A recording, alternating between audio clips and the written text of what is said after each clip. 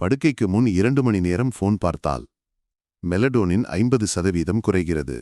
பாதி மெலடோனின் இல்லாமல் போகிறது ஒரு போனை பார்த்ததற்காக. ஹார்வர்ட் ஆய்வு சொல்கிறது. ஏன் இப்படி நடக்கிறது? உங்கள் போன் திரையிலிருந்து ப்ளூ லைட் என்ற நீல நிற ஒளி வருகிறது. இந்த ஒளி உங்கள் கண்ணின் வழியாக மூளையை அடைகிறது. மூளையில் ஒரு சிறிய பகுதி இருக்கிறது. சுப்ரா கியாஸ்மேட்டிக் நியூக்ளியஸ் என்று பெயர். இது உங்கள் உடலின் மாஸ்டர் கிளாக், சர்க்காடியன் கடிகாரத்தின் தலைமையகம். 2017இல் நோபல் பரிசு இதற்குத்தான் வழங்கப்பட்டது. நீல ஒளி இந்த கடிகாரத்திற்கு ஒரு தவறான செய்தியை அனுப்புகிறது. இன்னும் பகல் நேரம் என்ற செய்தியை. அதனால் பீனியல் சுரப்பி மெலடோனினை சுரப்பதை நிறுத்துகிறது. இதன் விளைவு என்ன? தூக்கம் தாமதமாகிறது. ஆழ்ந்த தூக்கம் குறைகிறது. வளர்ச்சி ஹார்மோன் சுரப்பு பாதிக்கப்படுகிறது. மறுநாள் காலை சோர்வாக எழுகிறீர்கள். இப்போது மிக முக்கியமான விஷயம்.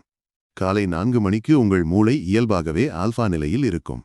தியானிகள் மணிக்கணக்கில் பயிற்சி செய்து அடையும் நிலை இலவசமாக கிடைக்கும். ஆனால் இரவு போன் பார்த்தால் இதை இழக்கிறீர்கள். உடல் வெப்பநிலை மிக குறைவாக இருக்கும் நேரம் காலை 4 மணி. குளிர்ந்த மூளை கூர்மையாக வேலை செய்யும். ஆனால் தூக்கம் கெட்டால் இந்த நன்மையும் போகிறது. போன் பார்க்கிறீர்கள், தூக்கம் கெடுகிறது.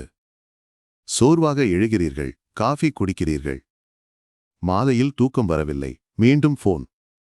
ஒரு ஆபத்தான சுழற்சி. அமோமிக். இதிலிருந்து வெளியே வர ஒன்றே ஒன்று. தூங்குவதற்கு 1 மணி நேரம் முன் போனை வேறு அறையில் வையுங்கள். போன் வைத்தால் தூக்கம் வரும், ஹார்மோன் சுரக்கும். காலை 4 மணிக்கு உடல்தானே எழுப்பும். இதுதான் பிரம்ம முகூர்த்தம். முழு விளக்கம் மெயின் வீடியோவில். சப்ஸ்கிரைப் செய்யுங்கள்.